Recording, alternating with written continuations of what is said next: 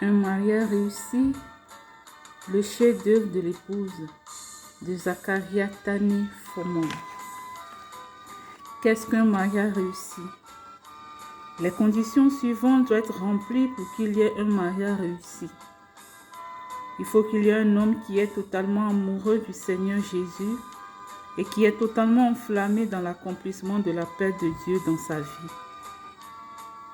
L'homme en question doit trouver qu'il ne peut pas accomplir pleinement la paix de Dieu dans sa vie sans l'aide d'une femme.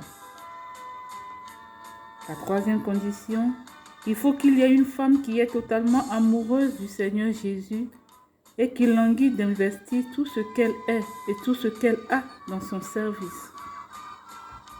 Quatrième, la femme en question doit trouver que la meilleure façon de satisfaire pleinement le cœur de Dieu, ce n'est pas en servant directement le Seigneur, mais en aidant quelqu'un qui est en train de le servir.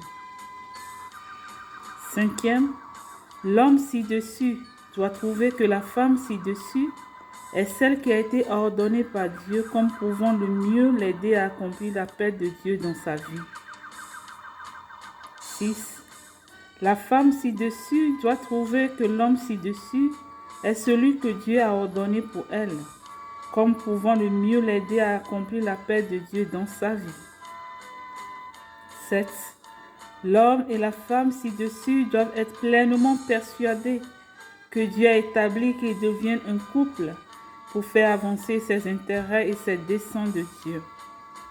Ainsi, persuadés, l'homme et la femme ci-dessus doivent se marier dans la pureté et le but de leur mariage doit être de s'assurer que la paix de Dieu dans la vie de l'homme est accomplie à la satisfaction du cœur de Dieu. 9.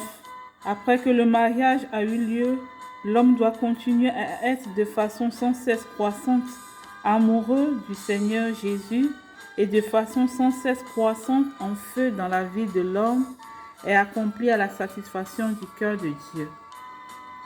9. Après que le mariage a eu lieu, l'homme doit continuer à être de façon sans cesse croissante amoureux du Seigneur et de façon sans cesse croissante en feu dans l'accomplissement de la paix de Dieu dans leur vie.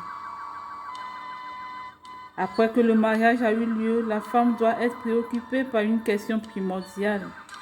Et cette question, la voici. Comment puis-je continuer à grandir dans l'amour total pour le Seigneur Jésus? Après que le mariage a eu lieu, la femme doit être préoccupée par une seconde question. Et cette question, la voici. Comment puis-je être la meilleure aide possible pour m'assurer que mon mari accomplisse la paix de Dieu dans nos vies à la pleine satisfaction du cœur de Dieu?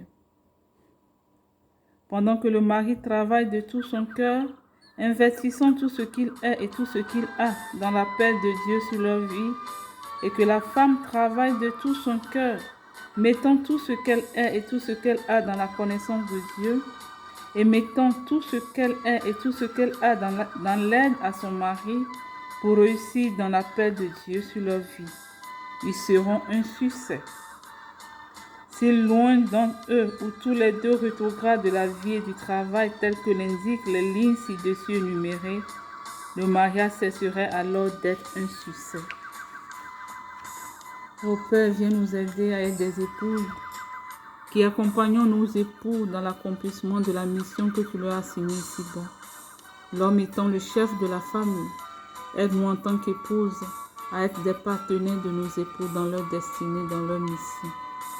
Que le sang de Jésus protège notre famille, que le sang de l'agneau vienne vivifier nos couples, nos familles, afin que partout où nous sommes, nous puissions répondre à l'appel d'être saints comme l'Éternel notre Père est saint. Au nom puissant de Jésus. Amen.